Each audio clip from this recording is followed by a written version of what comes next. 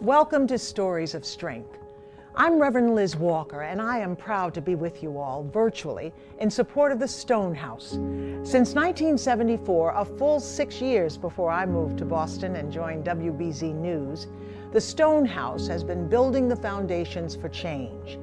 That has meant breaking the cycle of domestic violence, supporting families in need, and staying involved with the lives of thousands who have endured abuse and exploitation from the people they thought they could trust most. Their stories of strength are the inspiration for this night.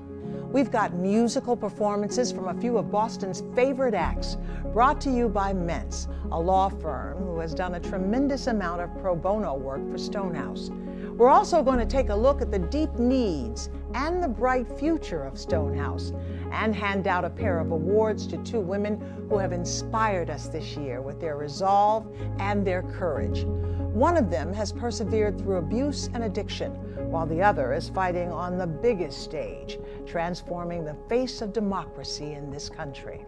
But it's important, before we get too festive, to remember the people who need Stonehouse and everything Stonehouse does.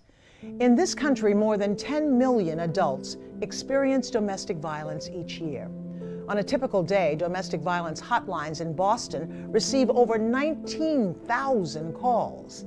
And in this past year, the 1-2 punch of COVID-19 and clashes in the streets have only amplified the stressors that often feed domestic violence. Lockdowns forced victims into close quarters with their abusers, with rising tension, few respites, and even fewer opportunities to safely seek help. Record unemployment and homelessness made the financial entanglements that bind families to their abuser even more complicated. People of color were even less likely to trust the police to come help their situations. And mandatory reporters like nurses and teachers had less contact than ever before with the people who needed them most. Despite all that, the Stonehouse's mission never changed or wavered. Even when the facility couldn't be open to non-residents, the team adapted to provide advocacy and case management remotely. Together, they helped hundreds of women, men, and families survive the crises, stabilize their lives, strengthen their relationships, take control of their own finances, and even find permanent housing they can keep and make their own. Think about what I just said. During a year that rewrote the record books for bad years, Stonehouse was a source of hope and renewal for hundreds. And Stonehouse is dreaming bigger, determined to help thousands more, with construction underway on brand new facilities. After years of fundraising and hard work, leveraging tax credits, grants, and private donations from people just like you, this new transformational space will house 32 fully furnished apartments for low-income and homeless families. It will include classrooms and therapy spaces for victims of abuse. When this new location is completed and fully outfitted with everything they need to provide programming for individuals and families who are reclaiming their lives step by step, the impact of this community will be nothing short of amazing. It will double the number of families that can be housed and quadruple the number of people who can receive services. However, this past year of hardships didn't spare anyone's plans and preparations. It was a year where the hits just kept on coming. A sprinkler system failure in January caused catastrophic flooding at the unfinished facility. The progress that felt so close was pushed back by months and requires millions of dollars in rebuild costs. But the team at Stonehouse simply does not back down from challenges. They have redoubled their efforts to open this new facility to give families a safe place to rebuild their lives. They have continued to build the programs and support networks that will transform futures. And now, more than ever, they need your generosity to open this facility as soon as possible. So I invite you to enjoy tonight's music, to listen to tonight's guests, and feel inspired by tonight's stories of strength. Because if you do, I have faith you will be moved to donate and ensure that Stonehouse is able to continue making a difference. Our first musical act of the night is a quartet of masterful musicians who met through chance at Boston University and gone on to dazzle millions on America's Got Talent and open for artists like John Legend. Here tonight in support of the Stonehouse are Sons of Serendip. We're Sons of Serendip. We want to thank you so much for supporting the incredible work of Stonehouse. Mama said, fulfill the prophecy, be something greater. Go make a legacy, manifest destiny. Back in the days we wanted everything, wanted everything. Mama said, burn your biographies, rewrite your history, light up your wildest dreams, museum victories. Every day we wanted everything, wanted everything. Mama said, don't give up, it's a little complicated, all tied up, no more love, and I'd hate to see you waiting. Had to have high hopes for a living, shooting for the stars when I couldn't make a killing. Didn't have a dime, but I always had a vision, always had high hopes. Had to have high hopes for a living. Didn't know how, but I always had a feeling I was gonna be that one in a million. Always had high hopes. Mama said, it's uphill for oddities, stranger crusaders. Ain't never wannabes, weirder than novelties. Don't ever change, we wanted everything, wanted everything.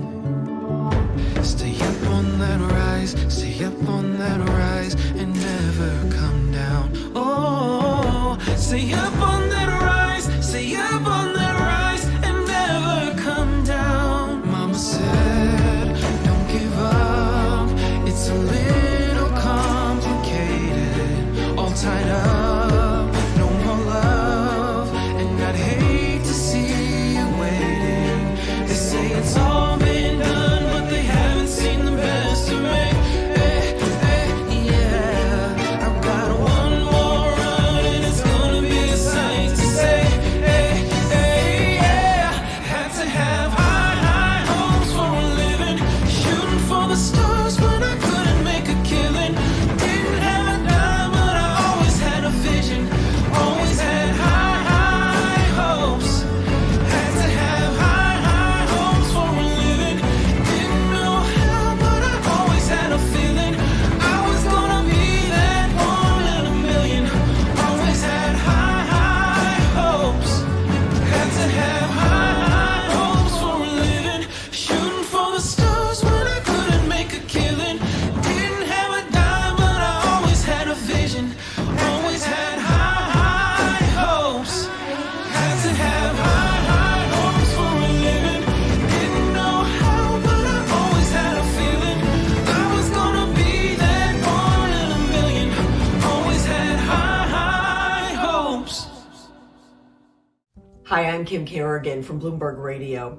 In Massachusetts, 1 in 3 women report having experienced rape, physical violence, or stalking by an intimate partner.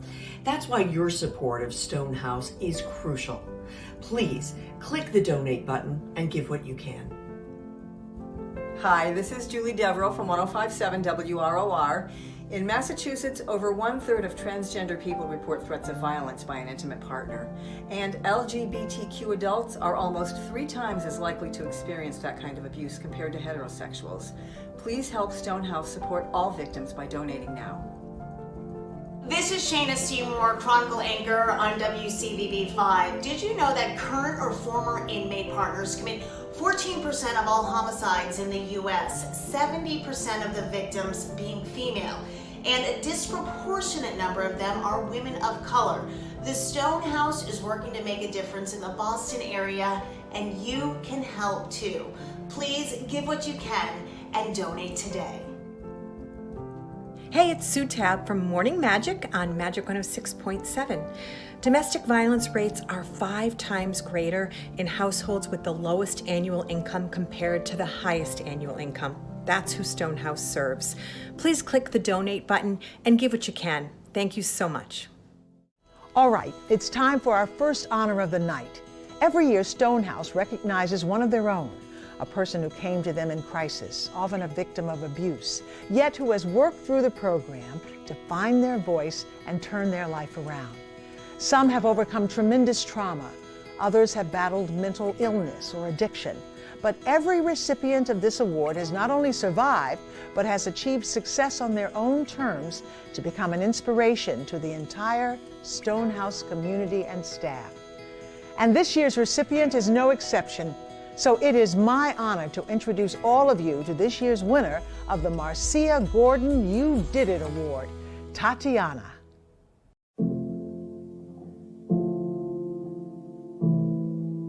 He used to pull me by my hair, drag me by my hair. My hair at one point was very long. He used to even try to choke me with wrap it around my neck. This scarf right now means nothing. It's just like, whatever. Went through there, been that, done that. When I came to Stonehouse, I had bald spots from the abuse, and they paid for surgery to have it fixed. I think the support system is the best thing that a person can ever have to lean on, especially when you go through so much in life.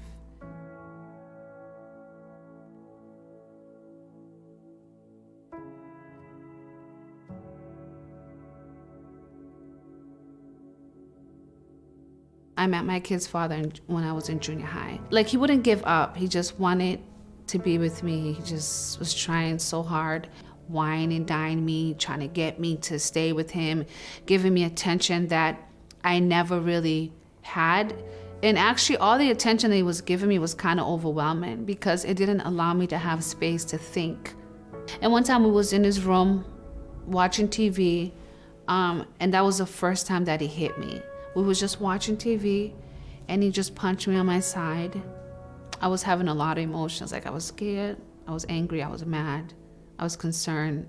I didn't know why, and it didn't. And him saying sorry didn't give me an explanation. Like, why did you do that? And it was so hard to get out. It was because they don't want to let go. Like, even if you want to let go, they don't want to let go. There's lots of reasons why people stay. Sometimes it's that self-esteem being broken down, and so they don't feel like they can do better. Sometimes it's because they're just so scared. You know, some batterers threaten and say, you know, if you leave me, I'm gonna kill myself, or I'm gonna kill you, or I'm gonna kill the kids. But I find that a lot of times it's the lack of education around the domestic violence cycle and that self-esteem piece.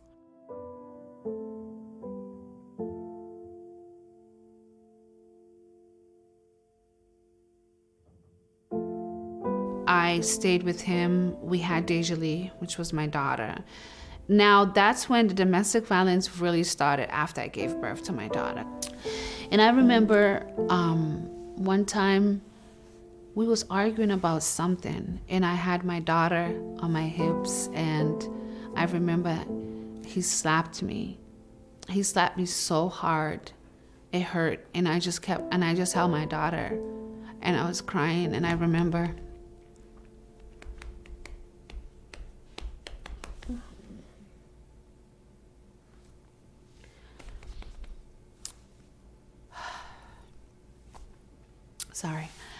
I remember I said to his mom, I said, "Didn't you see that your son just hit me?" And then she said, hold on.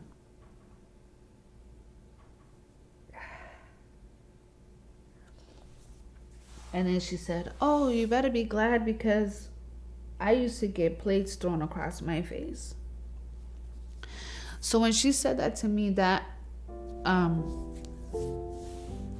was concerning, but then it also showed me that, it also made me think that the reason why he probably the way that he is because that's what he saw his father doing.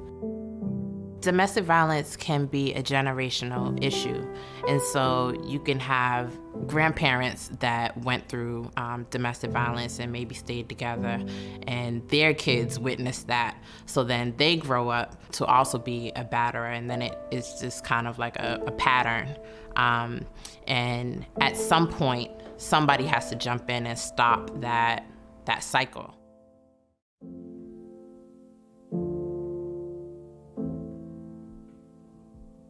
The only thing that was keeping me alive now was the drugs, because that was numbing the pain. I was so bad in my addiction where my son wanted to go outside to play so bad. And I remember Deshaun used to say, Mom, take me outside. And I say, okay, how about you go outside and I just watch you from the window, you know? And I didn't even have the strength to dress him. I sent him outside. He had on his pajamas. Yeah, he had on socks and sneakers and a jacket and no one to play with. And I could just see him just playing with a stick around the trees, hitting the tree, you know? And he just wanted to go outside and I couldn't even do that. I didn't have the strength.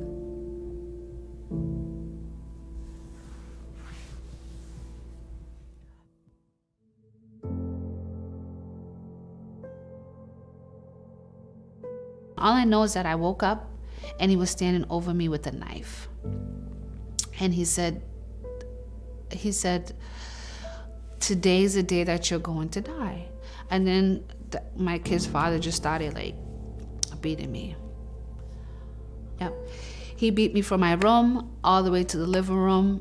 Finally, when I accepted it, I was like, okay, I'm just gonna die today. And I just stopped fighting back. And I remember I just kept trying. I just kept saying, if I get to that doorknob,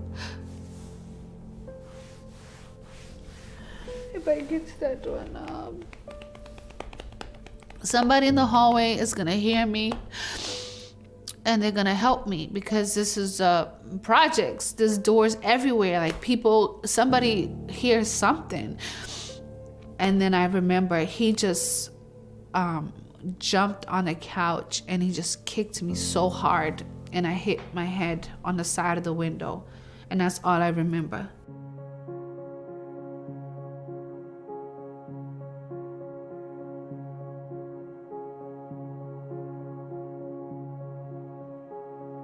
So I went to the courthouse in Springfield and I said that I need help. I have 2 children. I'm a survivor of domestic violence and I have an addiction problem and I need help. And I remember when I took him to the courthouse, I remember Deshaun. Deja was so strong. She was like, okay, Mom. But Deshaun, he just cried and he said, Mom, please don't let them take me. The part that killed me was like, I promise I'll be good, you know? And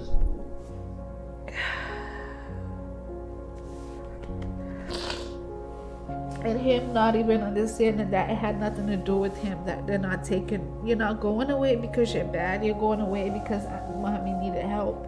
I was sad, broken, depressed, hungry, stressed, hurt, every emotions you could think of.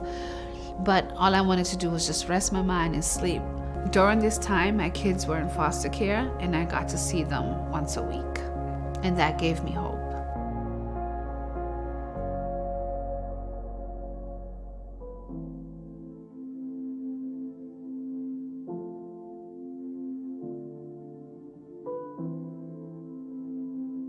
Tatiana has come a long way.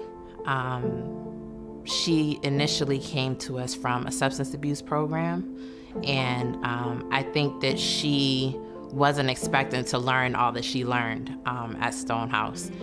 It's really important to service the whole family and not just the survivor, because these children are going to grow up to be adults someday, and if nobody educates them on the cycle of abuse or right from wrong, then they could grow up to be batterers or be battered themselves. I love their parenting class. They have parenting class there to teach you how to be a better parent. There were times where, you know, I used to like spank my kids. And I learned that too, like being a survivor of domestic violence, that's not what I want to do, because I don't want to instill fear into my children. It stops with my son. Yes, we are breaking generational curses. I can't teach him to be a man because I'm not a man, but I can teach him how to treat a woman. And with my daughter, I can teach her how to not accept abuse, and they're great kids, very, very smart. And I always tell them that everybody has a voice. So I raise my kids like that. Everybody has a voice in the home. Like, you feel something, you say it. Be angry, talk about it. We don't suppress anger. We say how we feel, leave it out in the open, and that's it.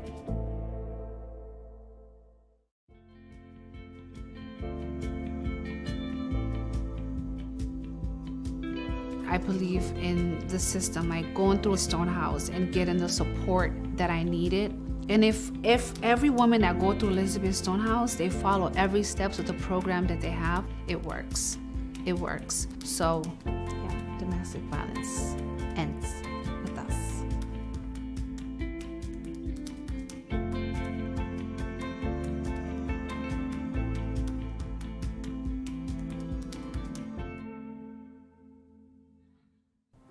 Our next award goes to someone whose story most of you already know. Stacey Abrams was already a best-selling author, a dynamic black woman to become the gubernatorial nominee for a major party in the United States in the years leading up to the 2020 election. But in this past year, she steered her nonprofit organization, Fair Fight Action, into uncharted political waters. With her leadership, courage, and refusal to let the voice of marginalized voters be silenced, she was a driving force behind the biggest shift in the history of Georgia elections, flipping the state from red to blue and powering the grassroots movement that elected not one but 2 Democratic senators in a runoff election. For her tireless work for those who might otherwise not have had their voices heard, and to celebrate her courage and indomitable spirit, Stonehouse is proud to present Stacy Abrams with the 2021 Voice of Strength Award. Good evening. I'm Stacy Abrams, and I feel truly honored to be recognized by the Stonehouse this year. The work that the folks at Stonehouse do every day, providing victims of abuse with a safe space where they can remove themselves from violence, learn new life skills, and find their voices. Well, as the daughter of not one but 2 United Methodist ministers, I have no reservations about saying they are doing the Lord's work. So the fact that they've chosen me as their voice of strength in 2021 is truly humbling. But I won't pretend that mine was the only voice of strength this past year. 2020 demanded strength from us all. No one has been immune. We confronted a triple threat, a pandemic that challenged our very health and the lives of too many Americans, a fact that disproportionately hit communities of color and people with less access to health care. We had the scourge of an economic depression that took money out of people's pockets and cost them the safety they needed in their lives. And of course, we had the fight for racial equality and a fight against systemic racism. At the center of it all has been a conversation about who we are as Americans, whether our democracy is real or a facade, and whether or not we have the right to make choices about who we are and who we want to be. And it's been my honor to be in this fight as someone fighting for the right of every American to cast a ballot and to restore the notion of who we are as a country together. So what got us through this past year? One that was so full of heartache and loss, full of anticipation, and sadly full of anger. What allowed us to arrive here tonight with survivors of a year unlike any that came before it? That's a personal question with a different answer for each of us. Speaking for myself, I drew upon the knowledge that I've done hard things before. I've looked at long odds. I've stood up to adversity and I've persisted. I had faith that I could survive and succeed. But where does that faith come from? How do we know who we can be? When I was a teenager, I had become the first valedictorian, a Black woman, from my high school. And while this is nothing in comparison to the hardship faced by survivors of domestic violence, I can tell you that being told you're not enough hurts. It's a searing pain, one that makes you start to doubt everything that you are. You see, I was 17 years old, and my parents and I went to the governor's mansion because every valedictorian in Georgia was invited to come and meet the governor. But my family lacked the financial resources of so many other families. So instead of getting in our car and driving down to the governor's mansion, we got on the bus. And it was off of a bus that we stepped and walked up the driveway to the governor's mansion, We saw cars passing us on either side as they drove up the driveway, and we trudged up that little hill. We got to the security guard's desk, and the man stepped out with a clipboard. He looked at me, he looked at my parents, and he said, "This is a private event. You don't belong here." My dad said, no, this is my daughter, Stacy. She's one of the valedictorians. But the guard didn't check his checklist. He didn't ask my mother for the invitation that was tucked into her purse. Instead, I remember clearly watching him look with hard eyes at the bus that was pulling away, a bus carrying people that he thought were unworthy of being in that august location. And so he looked back at me and my parents and he said, "I told you, you don't belong here." But much like the Stonehouse, my parents were resilient and they knew what was right. And so my mom and dad, who were in training to become Methodist ministers, but hadn't become pastors quite yet, had a very vigorous conversation with this man about what we should be, about what he should see when he looked at me. And eventually he agreed to check his checklist and he found my name at the top and he let us in. But I don't remember meeting the governor of Georgia. I don't remember meeting my fellow valedictorians, teenagers from across the great state of Georgia who had come together in celebration. All I remembered was this man standing in front of the most powerful place in Georgia, looking at me and telling me I don't belong. You see, I didn't organize my life around pushing back on his assumption of who I am, but I kept with me my parents and their belief and their strength that said that they were going to get me inside that place. I remember my feet wanting to run to that bus, but I remember that my heart said I belong inside because I am someone who belongs. And what the Stonehouse tries to do every day is remind victims of domestic violence that you are survivors and you belong, that you are entitled to everything that you want and everything that you need. You see, my story is one that tells you where I found my strength and my mission. But for victims of domestic violence, people who've been hurt by ones who swore to love and care for them, it takes more than strength to get out and start again. It takes help and support. It takes a roof over your head and solid footing under your feet. And that is what Stonehouse provides. That is their mission. In 2020, despite the pandemic, Stonehouse helped nearly 450 adult domestic violence survivors understand and face their challenges through services and support. Stonehouse helped break the cycle of violence with parenting classes and support groups for more than 80 parents who had survived abuse and provided services to almost 300 children from violent homes. Stonehouse offered safe haven to more than 50 families with shelter, transitional housing, or stable permanent housing. And it offered the gift of financial literacy with training and support for nearly 50 survivors of abuse. It provided more than 4,000 meals, 750 clothing items, all to those in need, and it provided services to almost 300 children from violent homes. And as impressive as these numbers were, Stonehouse was poised to do even more in 2021.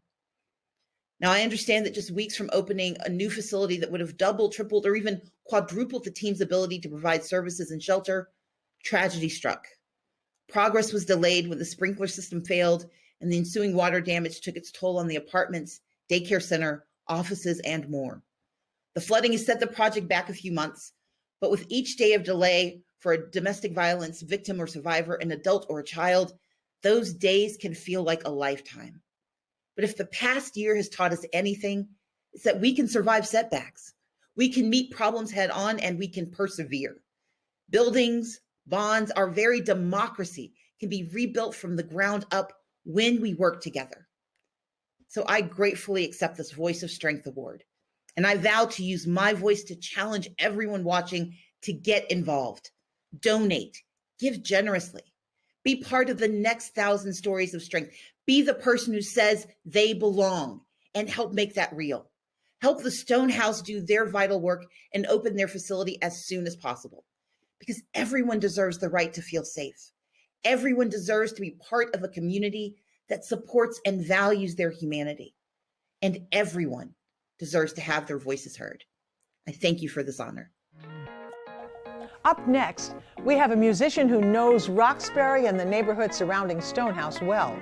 Her soulful singing and songwriting has earned her acclaim, including being honored as the Boston Music Awards Female Vocalist of the Year.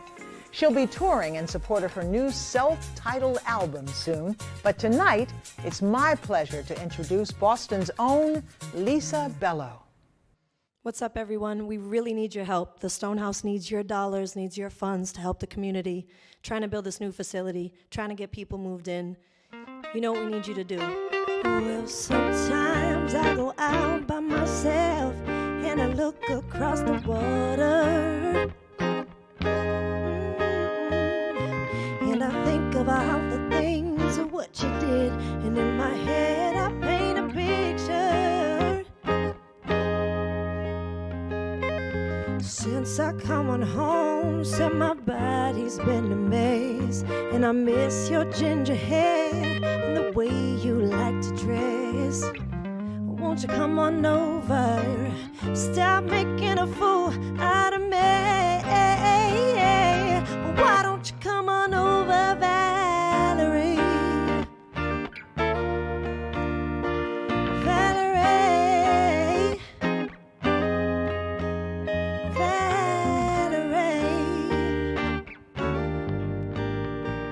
Valerie. Now listen. Did you have to go to jail or put your house out up for sale? Did you get a good lawyer? I really hope you did. I hope you didn't catch a tan. I hope you found the right man who'll fix it for you. Well, are you shopping anywhere? Change the color of your hair. Are you dizzy? Did you have to pay that fine? You were dodging all the time. Are you still busy? Take me to the bridge. Since I come on home, well, my body's been a maze, and I miss your ginger hair and the way you like to dress. Won't you come on over, stop making a fool out of me. Why don't you come on over, Valerie? Valerie, Valerie, Valerie. Now we're gonna break it down. Well, sometimes I go out by myself and I look across the water. And I think about the things of what you did, and in my head I paint a picture. Come on. Since I come on home, well, my body's been a maze, and I miss your ginger hair and the way you like to dress. Won't you come on over, stop making a fool out of me. Why don't you come on over, Valerie? Yeah, Valerie. I said, come on. So come on over, yeah. So come on over. So come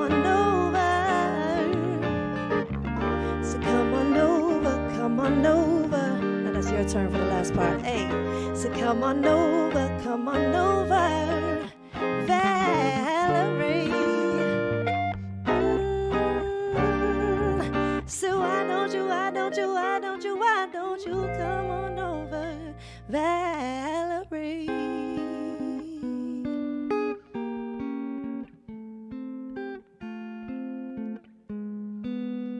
Shout out to the Stonehouse. Thank you guys so much for having me. Shout out to Roxbury. One love. Hi, it's Dr. Malika Marshall from WBZ TV. 1 in 5 Massachusetts residents reports domestic violence as a reason for their homelessness. Help Stonehouse help those who have nowhere else to go. Click the donate button now. Hello, I'm Kervin Douthit-Boyd. And when I tell you that Stonehouse helps people figure out their path, I'm not speaking in generalities. My own mother is just one of thousands who began her journey to a better life thanks to the resources found at Stonehouse. The work they do matters. And it's only possible through the generosity of folks like yourself. So please, give what you can. Mike Fish from Delbrook JKS here. I'd like to say what a great honor it has been working with the amazing people at the Elizabeth Stonehouse building their new facility. It's an even greater honor to get the opportunity to help support them in their mission and the people that they serve. They are truly outstanding people doing great work at Elizabeth Stonehouse, and there has never been a more important time for the people that they serve than now, given the craziness that is going on in the world today. Congratulations to the people at Elizabeth Stonehouse. I hope it's a wonderful evening for you. And also, congratulations to Stacy Abrams on the amazing work that she does. I hope you have a great night, and if there's anything you can do to help support the Elizabeth Stonehouse, it will absolutely put to the best use possible. Thank you.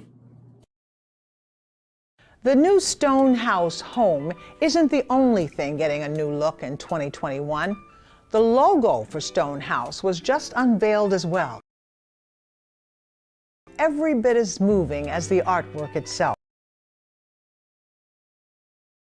Familiar to a lot of people watching tonight because they were a recipient of the 2020 Marcia Gordon You Did It Award. His name is Jordan, and while his time at Stonehouse helped him find his voice and his current path towards a master's degree, there were losses too. Jordan has lost several family members in the past 7 years, including his father, who was a talented artist. And it was while he was going through some of his father's art that he came across something special, a series called African Story. The discovery of the art was special on its own, but what happened next made it feel like destiny. When Jordan showed the work to Stonehouse's own Director of Community Programs, Paige Clark, she saw the opportunity to include a bit of Jordan's family history in Stonehouse's future. One of the paintings depicted a parent and child, which had resonated for Jordan as a portrait of his own father, showing him the world. Now, the inspirations from that image will be a part of every touch point at Stonehouse, from the website to the walls of the new facility. For generations to come, that piece of art will come to mean safety and support, community and caring. It will be there as every new arrival writes their own stories of strength. Of course, those stories don't just come to be on their own. The changes people make and the connections they forge at Stonehouse are only possible because of donations from people like you. Every dollar you give turns into programs that are just as important as the building that houses them. The programs are what rebuild people's spirits and healthy relationships from the ground up. These classes and forums are where individuals learn to cope with anger and shame and addiction through support instead of through more abuse. These programs are where they can acquire the skills to balance a budget, to keep a home, and to hold down a job. And that's why we're all here tonight, raising funds so everyone who walks through the door at Stonehouse or connects with them online can have the same access to these programs, because they work. My name is David Spelaine, and I believe in the work that they do at Stonehouse. Over the past few years, I've walked from Stockbridge to Boston and from Yankee Stadium to Fenway Park, all for the benefit of Stonehouse. But those efforts are nothing compared to the road to recovery that every survivor of domestic abuse has to navigate. So now I'm asking you to do your part. You have to take the next step and make a generous donation to Stonehouse. Every bit makes a difference. Thank you for joining Stonehouse in this celebratory evening as we have shared stories of strength with you. My name is Rosalie Samayu and I am the president of the Stonehouse Board of Directors. On behalf of our leadership and staff, I want to thank Reverend Liz Walker, our talented musicians, and our sponsors, especially our Founder Circle sponsors, Delbrook, JKS, and Mintz, for their roles here tonight. I also want to express gratitude to our awardees, Tatiana Consalves and Stacy Abrams, for their courage, their resilience, and their inspiration. Their stories renew our own commitments to Stonehouse's mission of safety, healing, and hope. As a member of the board, I'm standing on the shoulders of Marianne Civitello, who served on the board for over 20 years, many of them as president. She was the president in 2007 when our shelter burned down, and it was her dream to build our new home. Now it falls on us to use it well in support of the many thousands of domestic violence survivors in our community. Stonehouse is now at the most significant transformational point in its 5-decade history. We are scaling up our services so thousands more domestic violence survivors will benefit, and you can help. Just go to the Donate Now button on your screen to make your gift. With $60, you can provide a survivor with clothes, formula, and diapers for their baby for 1 week. $500 can provide over 100 meals. $5,000 provides safe housing for 45 nights. Your gift of any size helps. Please be a hero for our domestic violence survivors and help them to be safe now, strong forever. Thank you so much for your generosity. Be safe and be well. What a night it's been. We've shared music, awards, personal stories, and a look into what the future holds for Stonehouse. For those of you who have already generously supported the work they're doing, thank you. And for those who are still considering your donation, every bit makes a difference. You are changing lives by clicking that donate button. Your donation now will help DV survivors in our community to be safe now and strong forever. One last time, I want to thank Sons of Serendip, Lisa Bello, and Pauline Wells for performing. And I congratulate tonight's award recipients, Tatiana and Stacy Abrams. Each one of you is an inspiration, and your stories give us strength.